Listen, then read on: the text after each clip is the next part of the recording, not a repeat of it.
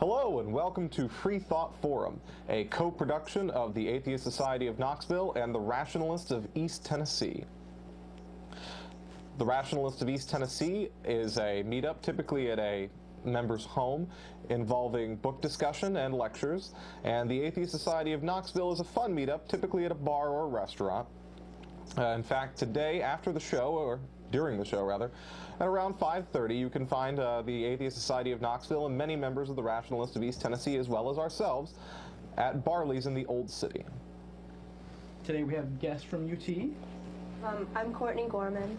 Quentin Reed.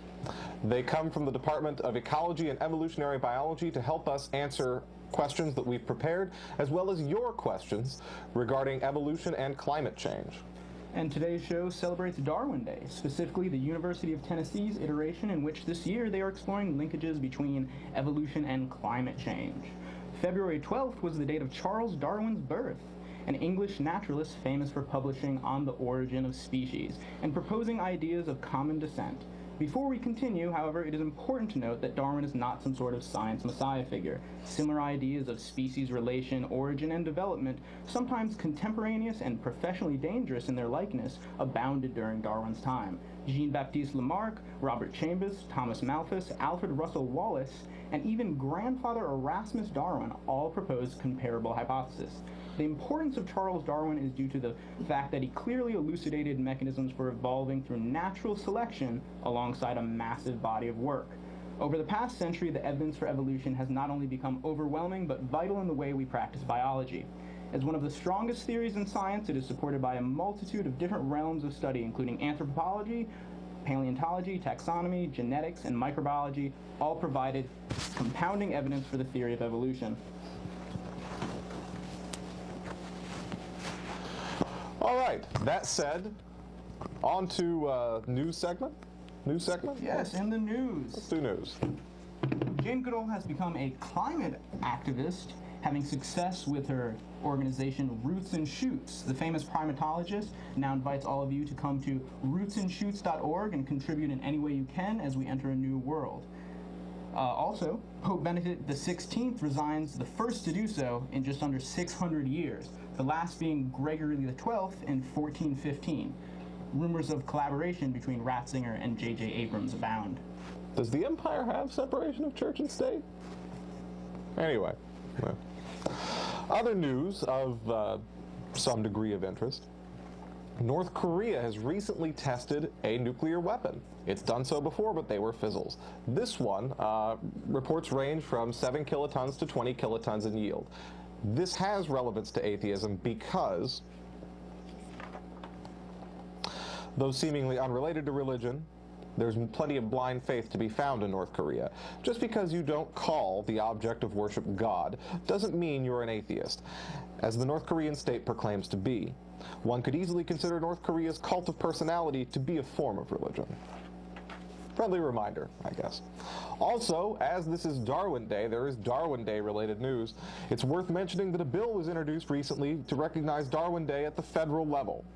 Says Congressman Russ Holt, author of the bill, only very rarely in human history has someone uncovered a fundamentally new way of thinking about the world, an insight so revolutionary that has made possible further creative and explanatory thinking.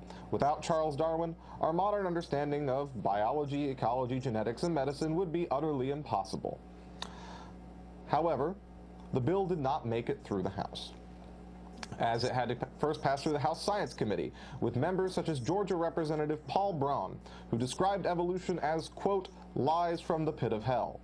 Fortunately for all of us, these people are safely sequestered on Capitol Hill. Now we'd like to continue with our question period, asking these friendly people from UT to answer some easy questions to help the viewers at home understand evolution and both climate change. First and foremost, though, we would like to go over briefly what evolution is and isn't. Evolution is a mechanism, a means of describing and understanding the diversity of life on Earth. It is not an answer to the beginning of life on Earth. Evolution does not seek to answer religious questions such as, how did life begin? What is our purpose in the universe? Evolution does not answer this. Evolution merely accounts for the diversity of life on Earth and the evolution of certain forms and their histories. while I know it's a bit low, I think it's important for our UT students here to perhaps explain the difference between scientific theory and hypothesis before we continue, so we can avoid calls. Well, there is a vernacular use of that term and of theory, which differs greatly from what we as scientists, who are very careful about the jargon that we use, what we would consider a theory. To us, a hypothesis is basically some proposal of a mechanism to explain a pattern that we observe in nature. So in this case, the observed pattern would be that evolution is occurring. That's a pattern, and then we develop hypotheses of what process is going on that explains that pattern. And if we can gather enough evidence to provide significant support for a hypothesis, then it can be considered a theory. So only when it does garner a lot of support does a particular idea become a theory. Support meaning evidence. That's right. Yes. Can you give us examples of other famous scientific theories? Like the theory of gravity, for example, the amount of support you really need. We want to make it clear that this isn't assertions about evolution. This is widely supported by multiple fields and professions. Case in point, the idea that disease is caused by microorganisms is referred to as germ theory. It's not just a hypothesis. So, moving on to questions, if our guests don't mind. Anything to add at all? No? Proceed. All right. That was clear. I want permission. I don't want to just fire out of the gate here. Can you briefly outline for our viewers evidence for anthropogenic climate change? Anthropogenic meaning human-caused. And if you could please mention any previous climate shifts in Earth's history comparable to this one. Also, if you could please inform viewers in your answer, what makes the current situation different from others, aside from its human origins? All right, so do you want to start, Quentin? Yeah, so first of all, your first question was, what is the evidence for current climate change? Well, as I mentioned, we gather data which then form patterns, and then we try to find mechanisms for those. So first of all, the patterns are indisputable at this point based on a large amount of data that's been gathered. First of all, the burning of fossil fuels, so that's hydrocarbons that are, somewhere in the Earth's crust. Humans are burning those for energy, and that is producing carbon dioxide gas as a byproduct. And essentially, that gas, along with some other greenhouse gases, traps heat just based on the fact that it can absorb the visible light energy from the sun and then re-emit it as at a different wavelength. And that leads to basically heat being trapped in the same way that, the sun's rays can go through glass of a greenhouse and then the re-emission can't get out. And that's why a greenhouse is hotter. So that's indisputable that we have, that CO2, the more CO2 is in the atmosphere, the warmer the average surface temperature of Earth is going to be. That's a fact, and there's no dispute about that whatsoever. Yeah, and so one of the things that we wanted to talk about is that I know anytime you watch the news, you see the media trying to make it seem like there's some sort of argument among scientists about whether climate change is or is not happening. And we just wanted to make it clear for everybody that the consensus among all scientists that I know of is that yes, climate change is happening, anthropogenic climate change is happening, and that most of the observed warming over the last 50 years is due to our release of greenhouse gases. It seems important I apologize. It seems important at this point to remind viewers that consensus among scientists is not adequate. Evidence is the only thing of appropriate adequacy to call this fact, and the evidence is overwhelming. Agreed, and most of the debate that is referred to by climate change deniers refers to essentially a technical debate that mainly took place in the 1970s and 80s, before much of the warming that we now observe even happened, where while no one disagreed about the heat trapping qualities of CO2 and that we were releasing a lot of CO2, there was at one time some debate over whether that positive effect of CO2 would be outweighed by a negative effect on temperature caused by the release of aerosol particles such as sulfate that there also are a byproduct of things that we do, such as burning fossil fuels, and that they're reflective, and so that causes Earth's temperature to decrease. But as it turns out, evidence was gathered in the intervening years to show that the heat trapping effect is much greater than any effect we see from aerosols. So, before we get too pessimistic, I'd like to note that the ozone layer is starting to heal. We've heard it, and we've made changes in our daily lives around the globe. That's right. And while it will take probably till the mid-century to return to levels that we had previously measured, we are doing good things in the environment, and it is possible to make changes. While we may go over some quite frightening things that will develop throughout all of our lifetimes, it is possible to counter or make this a slightly less terrifying experience. The answer is And clear. I just want to note that the reduction in CFCs that was required to reduce damage to the ozone layer was a result of both increased top-down regulation from the government and people making decisions to change what they do in their everyday lives. And that's what's going to be required as well, I think, to do anything about climate change. We need more, basically, government needs to make certain decisions, but also individuals need to change their everyday behavior as well. You heard it here. Worst enemy. The visible hand of government and the invisible hand of your market choices will save the planet, along with nuclear power. We'd like to remind you that this is a call-in show. If you have any questions, even if they're controversial, we welcome you to call in and ask our guests. Moving on, though, if we can take a moment and please explain biodiversity for the people at home. So biodiversity is simply all of the different forms of organisms that you see all over the world, so all the different plants and animals. And why that's important is that biodiversity provides ecosystem services that we all need to survive. So as much as we want to think that we're removed from the environment in our cities, we're actually not, because they're responsible for really important things like denitrification, soil formation and fertility, nutrient and water cycling. So indirectly, we get clothes, food, medicine, all sorts of things. So. With the advent of climate change and human expansions, we're having a lot of losses in biodiversities. If you can explain some of these losses and how they affect humans on a daily basis, it'd be wonderful. So, as Courtney mentioned, just as one example, the loss of wetland habitat is really one of the major things that's happening right now. And she mentioned denitrification.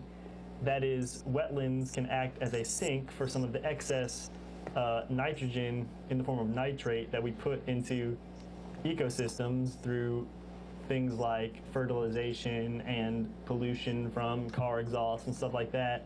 They can actually convert that back into nitrogen gas, but that's not possible without a large area set aside for these wetlands, which are dwindling as a result of climate change. For example, sea level rise and just urban development are collaborating to wipe out wetlands. And yeah, you can name all sorts of other examples.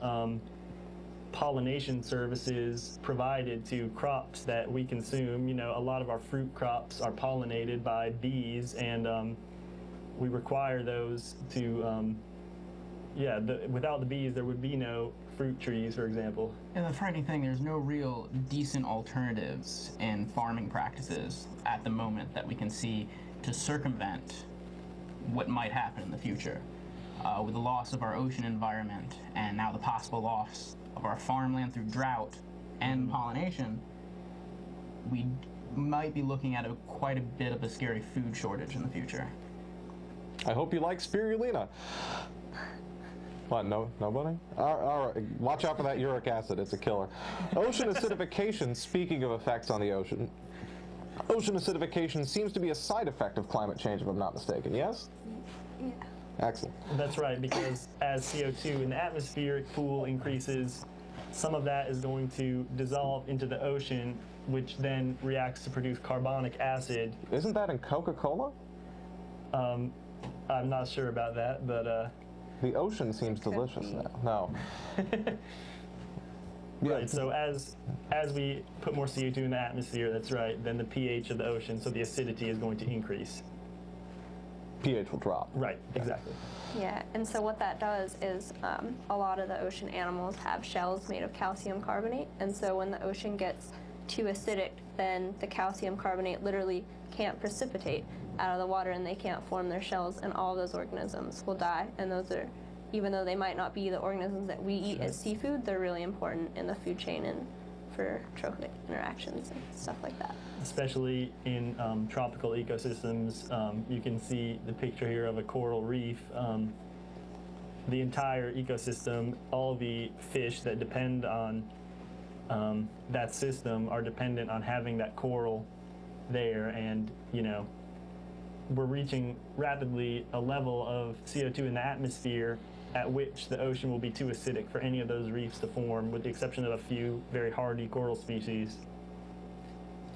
Can you guys give any examples of perhaps movements to increase habitats for these fish and other animals that live in the ocean here? Like the advent of artificial reefs and the problem with offshore drilling because of that? I mean, I'm no expert on the subject, but I do know that there are, we've damaged reefs a lot, not only because of climate change, just because of our fishing, trawling the bottom of the ocean, which destroys reefs. And Don't eat Russian crab. Buy American, because we have ecological regulations. so yeah, it's been definitely, a lot of people have tried to construct these artificial reefs by, throwing like old containers or old scaffolding down to the bottom of the ocean for a substrate for coral to form on, which that might be able to mitigate some of the effects, because the problem when they can't form these shells is that there's no substrate for other stuff to grow on. So I think it would be possible to mitigate some of it by putting down artificial reefs. There's some hope. As climate ecosystems shift, how will this affect the species living in those climates, both domesticated and wild? I.e., not just out in the woods, but at home. What are we going to see in the future? Well, so when temperatures increase, or just when climate changes in general, there are 4 basic responses that can be exhibited by these species. So they can acclimate to the new environment. They can acclimate, like change genetically over as like a long-term kind of change. That way they can acclimate eventually. They're either going to die out completely, or what was number 4, Quentin? Did you mention migration to a new? No. So sometimes, for example, you could think of a mountain temperature naturally is going to decrease as you move up that mountain. If climate change happens and the mountain temperatures increase overall, the suitable habitat is going to move uphill. So some organisms will have the capacity to move. I mean, you especially think of, animals and plants that disperse their seeds a far distance are going to be able to move and find their new suitable habitat. But other stuff like large trees, which can't, they're very slow at dispersing, so they'll have a lot of trouble migrating. Well, perhaps not so much related to climate change, but human expansion. We do see wildlife such as bears and several felines moving their ways into urban environments simply because their older habitats are no longer suitable. Right. Yeah, I mean, and people are building housing developments, rich second homers way out in the middle of the woods, and of course you're going to get bears foraging through your yard at that point. I mean, it's ridiculous to expect, That sounds like a selling come and point. take care of it. For some people Hunting it in the might city. be. I think of it as a form of security. It's true. Going back to an earlier question, discussing extinctions and climate change, could you maybe talk a little bit about the idea of a positive feedback loop when it comes to climate and previous extinctions that might or might not have been related to that? So- Are you referring to something like the end Permian event, Yes. for example. Yes.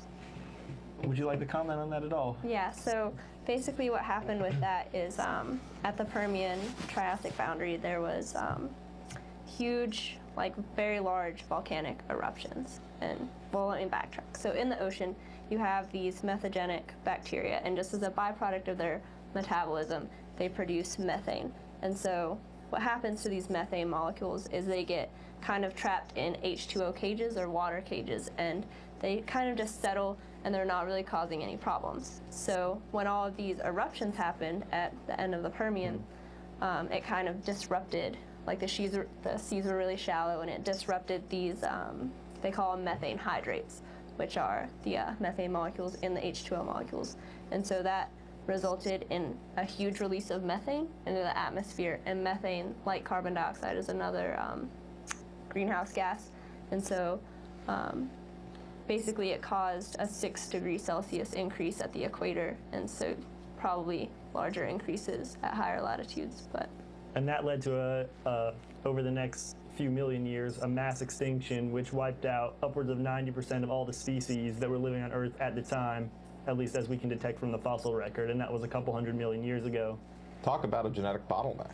And so we might see a similar feedback loop. While I don't think people are too worried anymore, for a while people were worried about the methane hydrates we have now at the bottom of the ocean being released with climate change. I don't think that's as big of a concern now, but we might see something similar, for example, with the permafrost in the Arctic.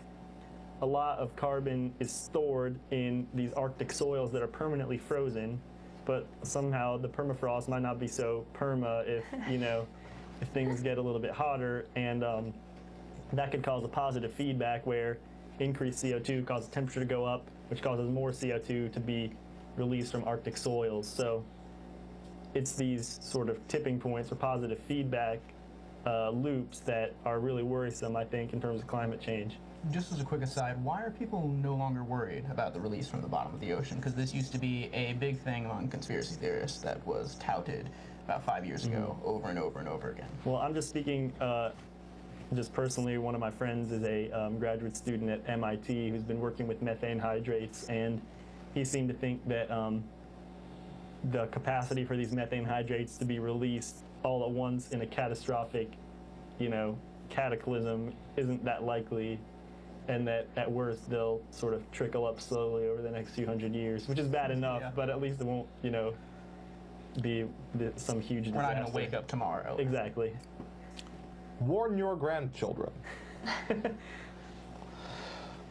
Of particular concern, getting back to topic, of particular concern are species highly sensitive to climate change and its side effects. Would you care to get into examples of species that are, I guess, particularly affected by climate change? I've heard that it said that frogs are an indicator species, and many are threatened by climate change because of the spread of chytrid fungus, Chytridia mycota. If anybody wants to get into... You can handle chytrid. Well, yeah, yes, I think amphibians are especially threatened.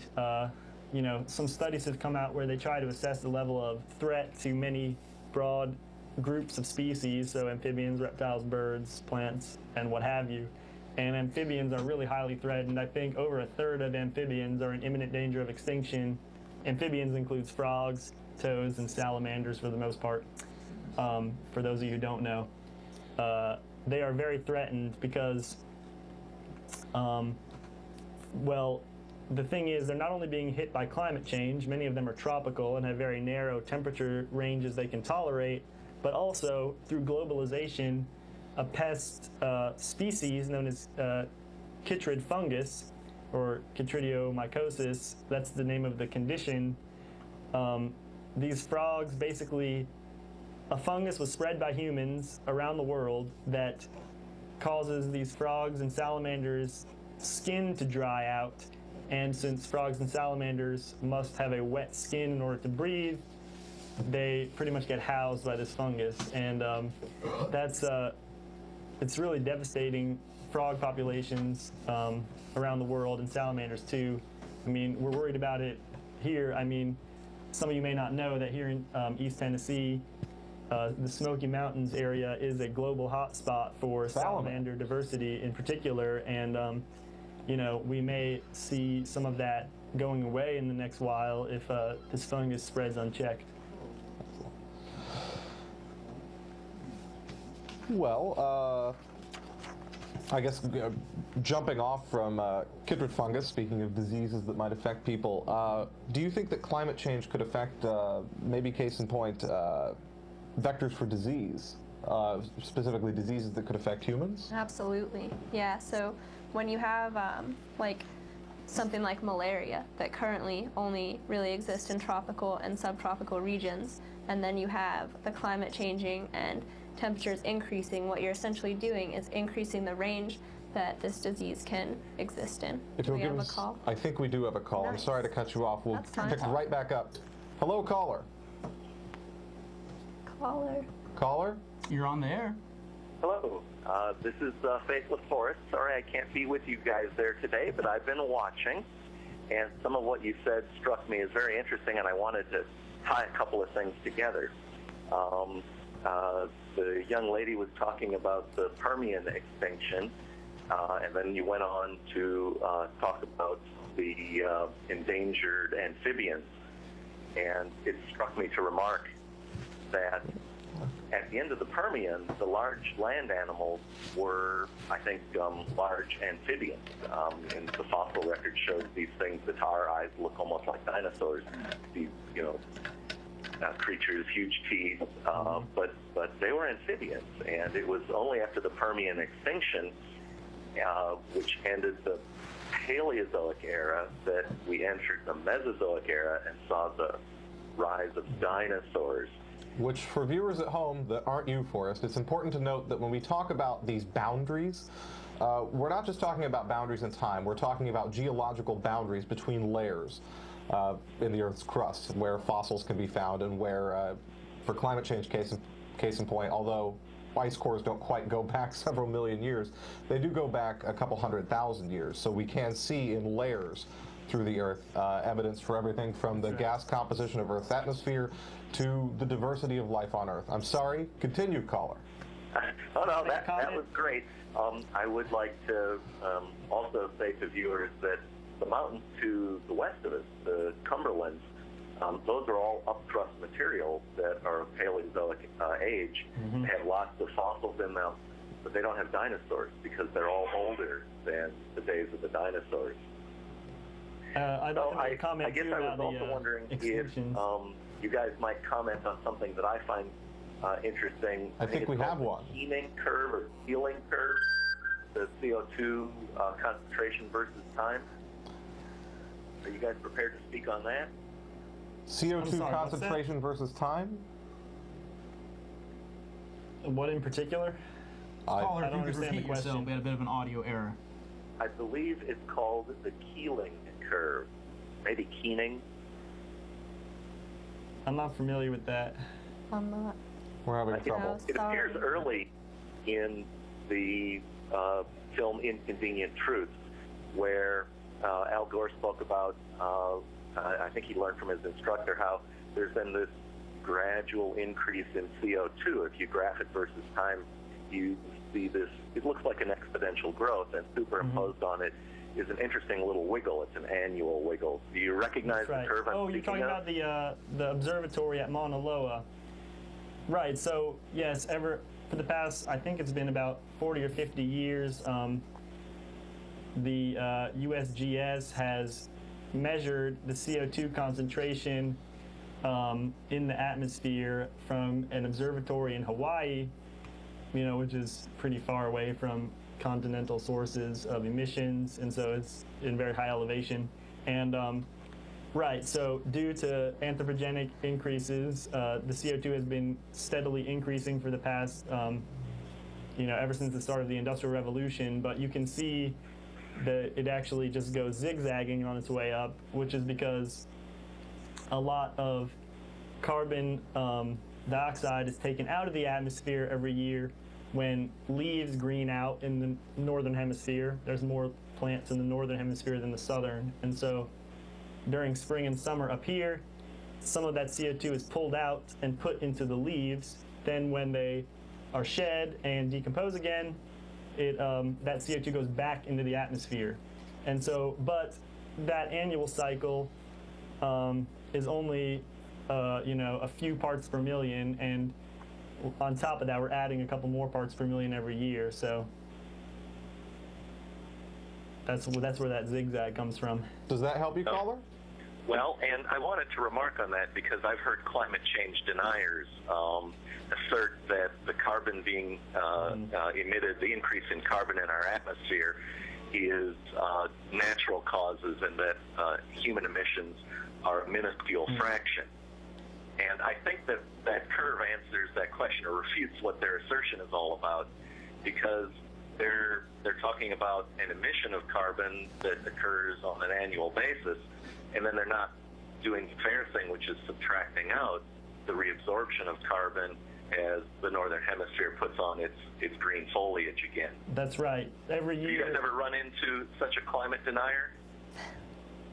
Pretty common in this area. I mean, every year carbon is moving back and forth between the atmosphere and the biosphere pool, but what we're doing to the climate cycle has nothing really to do with that annual fluctuation. We're pulling carbon out of basically the Earth's crust pool and putting it into the atmosphere pool. So even though more or less the same amount is moving back and forth between the atmosphere and the atmosphere pool just keeps getting bigger. So that's really what the problem is. It has nothing to do with that annual cycle at all. All right, well, that's great. Thank you for talking with me about this. Let me clear the line. I hope you get some more callers. Thank you for calling. Bye then. Right. Back on track. Each of you had a point in mind. I think you were on about disease vectors for malaria. Oh yeah, do you remember where I was with that? I think we were just getting into it, if I'm not mistaken. Okay, well, I'll just go back to where I think I was. So basically, you have these diseases that only occur right now, like malaria, in tropical and subtropical regions. But when we increase the temperature or just change the climate in general, what we are doing is creating a larger region where this disease can exist. And so I don't think we should really be shocked if we start seeing cases of where these diseases are spreading to areas where we haven't really known them to be from. So you're saying that in the future I should teach my children and grandchildren to have a gin and tonic daily? Yes, The absolutely. quinine is going to help. Speaking of adaptation to malaria, it's an excellent example for Darwin Day of the advantage of half a wing. We have sickle cell anemia. Homozygosity for sickle cell anemia can be debilitating. It leads to many problems and premature death. Heterozygosity, different gene, for sickle cell anemia, in other words, having partially sickled cells or only some of them sickled, it's a manipulation of hemoglobin, if I'm not hemoglobin. That's right, yes, it is. It's a manipulation of hemoglobin in red blood cells, erythrocytes, for all those immunology types out there. But yes, it confers a selective advantage against the protozoan parasite that causes malaria. It allows people to survive in regions, and we see it in human populations that live in tropical zones prone to malaria. Thus, we can see the advantage of half a wing in a human population, although it's not really a wing so much as half a blood cell. That's right, and if I'm not mistaken, that's we also have seen some contemporary evolution in human populations where after malaria is eradicated from an area, the prevalence of that sickle cell allele is going to decrease over time, being selected against. If I'm not mistaken, that has been seen in some of those populations where malaria used to be really common but it's now eradicated. Now the natural selection that's occurring on people is going to select against that because you don't want your children to have sickle cell disease. It's nice to live past your 30s. So an example of, so what you're telling me is that an example of Darwinian evolution would upset Malthus. Anyway, as populations don't get killed off, never mind. Keeping with evolution, with new geological research pointing to large oxygenation events after worldwide glaciations nearly 50 million years earlier than previously predicted, what changes may we see regarding the history of the Cambrian explosion, and if you could elaborate the problems and controversy with the history of the Cambrian explosion related to more creationist types. I mean, I'm no expert on it, but the Cambrian explosion, which you just mentioned, is an event or something in the geological record around the when the Cambrian era began. I think it's around 700 or so million years ago. Before that, you hardly ever see any fossils of large-bodied animals, and then a whole lot appear all at once, and some have interpreted that as quote-unquote evidence or pseudo-scientific evidence for some type of creation event where a lot of animals were created all at once. But I think the more parsimonious interpretation that fits in with, you know, using biological processes to explain this phenomenon, as you said, it's basically an ecological thing where plants put oxygen into the atmosphere, and over time that created a niche for heterotrophic organisms to exploit, and then that allowed them to proliferate and a bunch of new ones to evolve. Even though it took millions of years for them to evolve, they sort of appear simultaneously in the geological record because we're talking about huge time scales. Not so much of an explosion when you're looking at millions and millions and millions of years. That's right. Come on, Carl, say billions and billions. He didn't actually say that. By the way, I would like to remind everyone sitting and watching at home that this is also a call-in show. We have the experts with us today, and we're here to answer your, well, I'm not here, they're here to answer your questions about evolution and climate change. The number is at the bottom of your screen, and, well, at least if it's local, it's probably going to be free. It's more fun with group involvement. It is. Join the party. So, this being Tennessee, many members of both ASK and RET are hunters, fishermen, fisherwomen? Is that a word? Fisher people? Anyway, etc. How would the Darwinian offshoot effects of climate change affect outdoorsmen and women and their hobbies?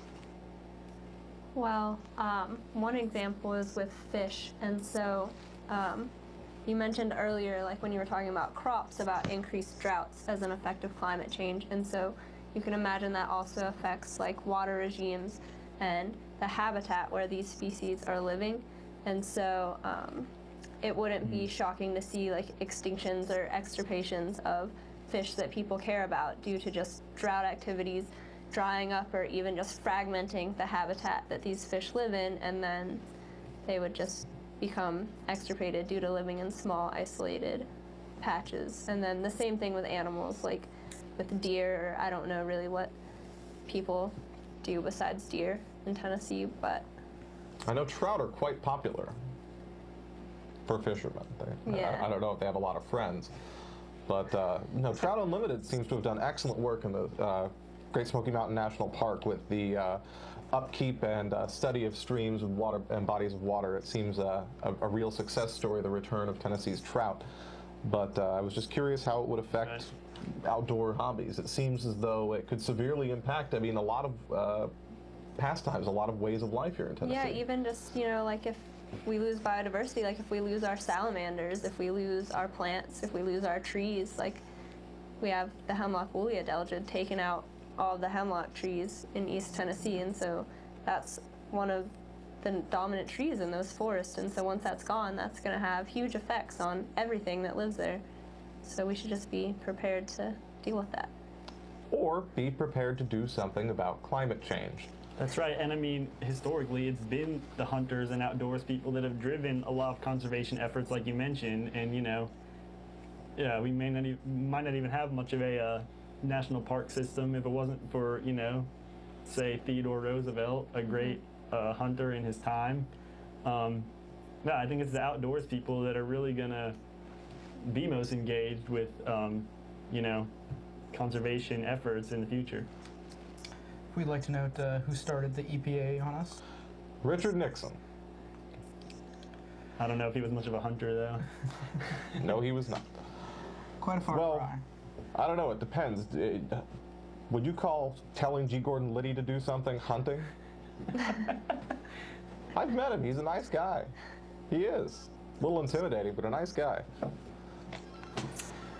Many people cannot conceptualize the vast changes an altered climate can have on a species' behavior if it's forced to adapt and avoid extinction. For example, during the dawn of Homo erectus, extreme changes both in geography and plant life can be noted in areas that show signs of human remains. Because of these developments, some researchers now suggest that human evolution may have occurred more quickly than previously thought. Can you elaborate in any way on the effects this may have had on early humans compared with our modern civilization, or perhaps other species and examples of speciation in general? Well, I mean, certainly, you know, you see the extinction of a lot of megafauna in North America, for example, coinciding with the arrival of early humans there. I mean, you know, people say that the woolly mammoths died out because of an ice age ending, for example, but, you know, if you consider, sorry. Oh, I think we have a caller. Please save the thought. Hello, caller. You are on the air. May we have a name or a nickname? My name is Ray. Hi, Ray. How are you? Hi, I am good. I'm listening to you guys, and this is kind of off subject, but it's about evolution. And Absolutely. I've been in various debates about this, and I get to the question that I can't defend. So maybe you guys could elaborate on it a little bit. And I'm sure you've heard this, but for those who don't believe man evolved from any animal or been evolved from ape, the constant question I hear is, well, why are there still apes? Well, we didn't evolve from the apes in their present form at this time. We have a common ancestor, not Bobo at the zoo. It's best to think of them as cousins, That's right. rather than grandparents. Okay. Right, so you can say, you know, I'm related to, you know, my brother, but I didn't come from my brother. You came from some great-grandparent who may not still be around, but looked similar to all their descendants. Okay. And case in point, there are, just looking at mollusks, there are several, I hate to use the word more or less advanced because this is strictly bad form in evolution, but we're speaking colloquially, so I'm going to do it.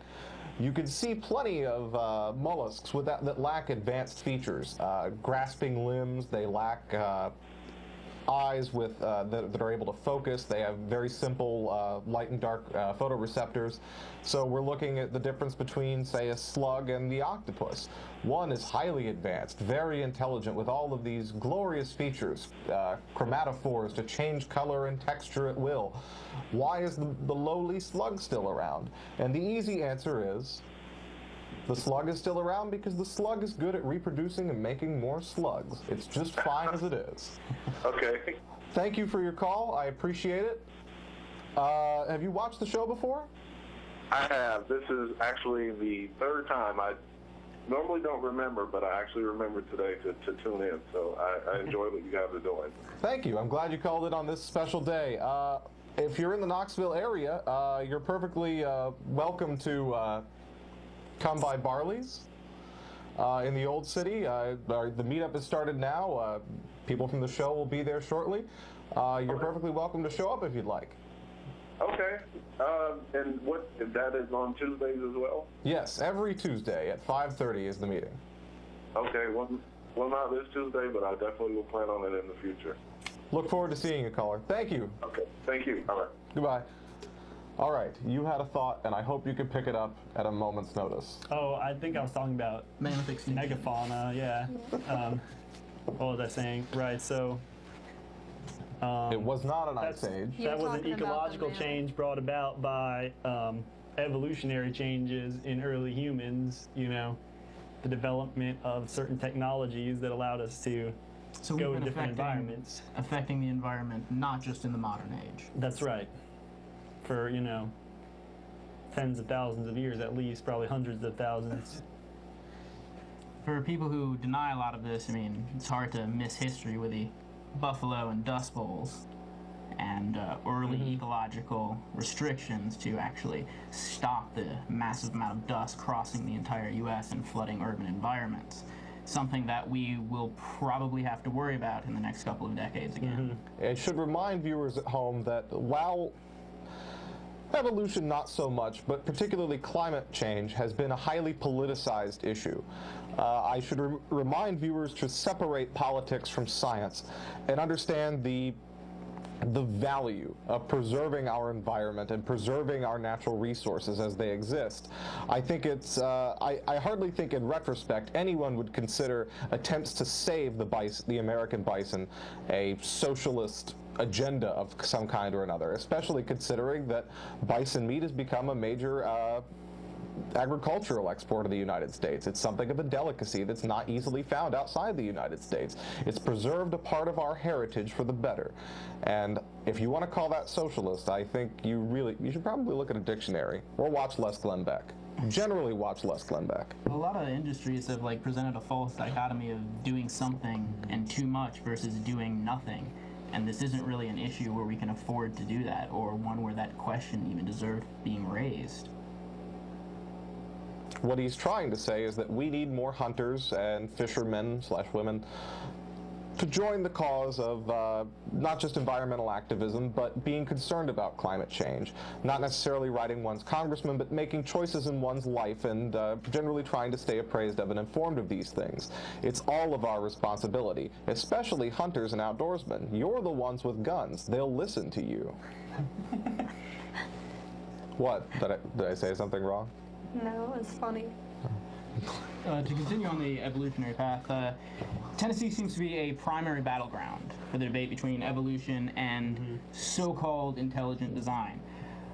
Would you care to comment on the importance of teaching our children sound scientific principles and not letting religious hokum invade the public realm, and especially the classroom?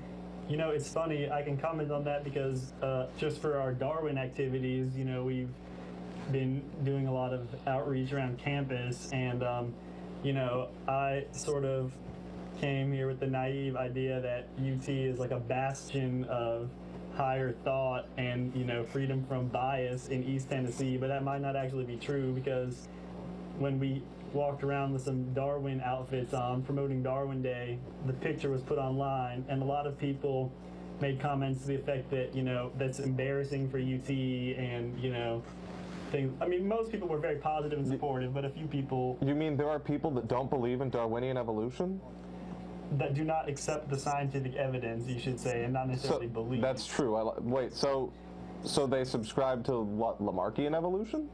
Who knows? They didn't specify. But, so, I mean, you know, it's really important to change people's attitudes, because by the time, if you're already at UT and don't feel that, you know, accepting centuries of scientific evidence is enough, then it's kind of too late for you. And we need to do a lot more, I think, with education, and not this high-handed thing that we, you know, as scientists sometimes get accused of, you know? Yeah, the American South, and other than third world countries, which are completely theologically controlled, Australia, are really the only places that still promote these types of ideas. Centuries ago, the rest of the world kind of moved on, and even most of the United States, there's only, I mean, with the pushing vouchers for, you know, charter schools and stuff, they're really, really trying to hold on. We have a caller, but it's not good because the rest of the world does it. It's good because it's factual. Caller, you are on the air. May we have a name or nickname, please? Asa. Asa? Yes, Asa. Thank you for calling, Asa. Did you have a question for our experts or a comment? Just really a comment. Okay. Just want to say, this is to celebrate the birth of Charles Darwin. Just want to wish everybody out there, you know, happy Darwinism, natural selection, hoorah. And I don't know. I just feel like what you guys are doing is pretty cool. But I have never heard that before in my entire life. Thank you. But we don't hear that often. Well, I mean, it's no problem. Well, cheers, caller. If you'd like to join us, if you are in Knoxville, I don't know if you're watching via stream online or not, but if you are local to Knoxville, you are perfectly welcome to join us at Barley's in the Old City tonight. It happens every Tuesday night. come join us. Come say hi. We'll be thrilled to see you. All right, will do. Excuse me? I said I will do. Absolutely. Have you watched before, by the way? Yes, I have. Excellent. We like repeat viewers. I don't know if they like watching us so much, but thanks for the call, Asa. I appreciate it. No problem. All right, goodbye. We were somewhere. I don't know where. We were talking about the importance of teaching our children sound scientific principles. Oh, that, yeah. And I actually had something that I wanted to add to that, by the way, is what Quentin was talking about with we got a lot of negative feedback on social networking sites due to our Darwin activities. And one of the comments that was kind of striking, but more like representative of like a misinterpreted view, is someone said that it sounds like Balls for Christ need to be very much on the scene for this one. So, and basically, I know we talked about this at the beginning of the show, but it's just really important that people understand that Darwinian evolution is not like the opposite of Jesus and creation. It's just, it's not, there's no argument, there's no conflict. So if you're still trying to create a conflict between those two things, like, you're just wrong. Yeah, there's small segments of the population who oppose this. I mean, even the Roman Catholic Church does not deny evolution. And when you're going for all that trouble to kind of cement your religion and you can acknowledge scientific fact, it kind of paints an ironic picture when a small church in the South does devote so much of their resources to just opposing local public schools, and you have them just completely demonizing any form of academia or intellectualism to the point where colleges are a place where you get indoctrinated, and that's what spouted off. That's right. I mean, theories such as evolution in no way conflict with an intelligent, examined, spiritual life. You know, it only conflicts with a shallow, superficial literalism that really no intelligent or thinking person should subscribe to, but I fear that many do. Fact should not get in the way of your beliefs. Your beliefs can be entirely separate from acknowledging fact, and it's important in the world in which we live. It's important in the world in which most anyone lives to educate our children properly. Educating our children and filling their minds full of nonsense is doing them a disservice. And I'd also like to mention that nonsense doesn't just come from religion, it doesn't just have a religious origin. There are plenty of people that believe in things like crystal healing and autism being caused by vaccines. And anyway, I could go on and bury diets, and anyway, hokum in all of its forms has to be fought by people. We must seek out and accept fact. We must embrace reality if you intend to get results. As Isaac Asimov once said, the advantage of science over magic is that science tends to work. I mean, it's a little nefarious in the classroom because you have to rely on the teachers to do a good job. And I remember when I was going through grade school, I was taught a complete picture of human evolution. Yet not even 3 classrooms down, they didn't just graze over it, they actually opposed it. And it doesn't really matter what the school says or what mandate comes down from the federal government. At the end of the day, local teachers will be telling your children things that aren't validated in any way whatsoever and are simply their own beliefs. Like all things involving government, it's up to you at the local level to hold your government and the employees thereof accountable. Meaning teachers. Hold the teachers accountable.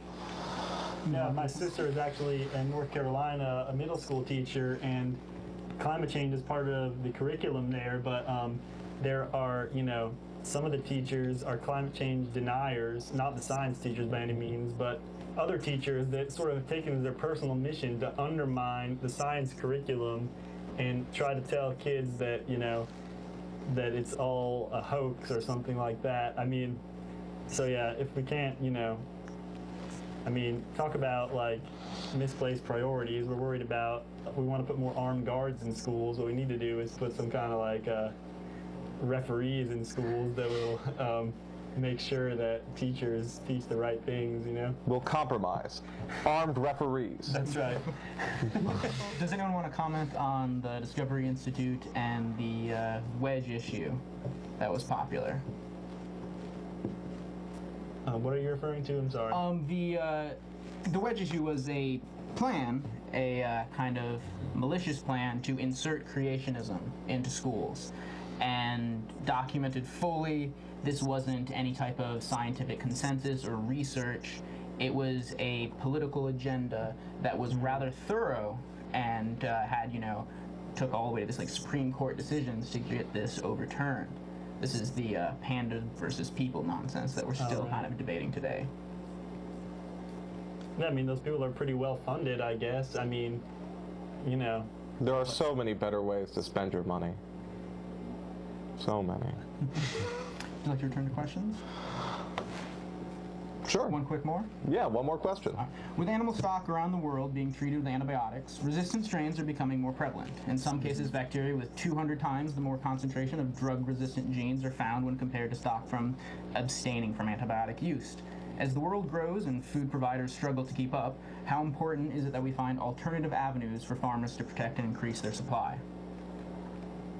I mean, there's a great connection between climate change and evolution, our twin bugbears right there. I mean, you've got, our wasteful agriculture is what's driving a lot of climate change, and this huge amount of selective pressure we're putting on these bacteria is causing them to evolve in ways that we don't like. I mean, I personally would say, we need to drastically cut our meat consumption, which then would require, the use of less antibiotics to beef up the cattle, for example, and then allow us to have a more useful lifetime of these drugs. I mean, they only last for a few years before things evolve them into uselessness, so yeah, there's evolution for you.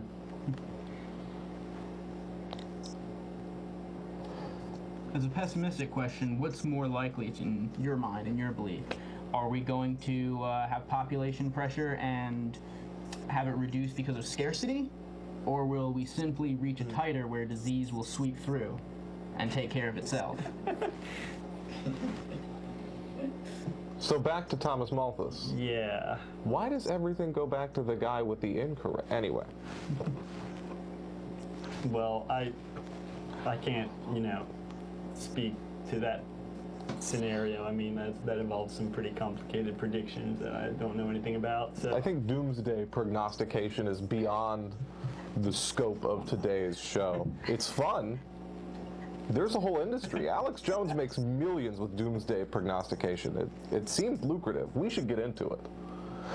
But that's what we're not seeing next week. But we're not scaremongering today. Today is about reasoned discussion.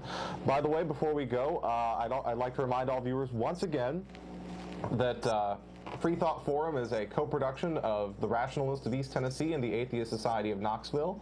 If you'd like to join us today, we'll be meeting at Barley's in the Old City right now. I'd also like to quickly thank you to our guests. Thank you. Quentin and Courtney. It was great to be here. We were thrilled to have you, and thank you to the University of Tennessee Department of Ecology and Evolutionary Biology. And you would... I'd just like to mention that tomorrow, Wednesday at 7 o'clock p.m., Nobel Peace Laureate Camille Parmesan is giving a lecture on conservation in a time of climate change. That's at 7 p.m. at the University Center Auditorium, so please attend. Any other educational shout-outs? Hi, Mom. Yeah. Hi. But thanks for having us, guys. This was really fun. We were Thank you thrilled so to have much. you. Thank you for watching. Tune in next week and be sure to call in. Yes, call. Call frequently. Call early and call often. That used to be a vote thing. How could you vote often? How is that a slogan that's legal?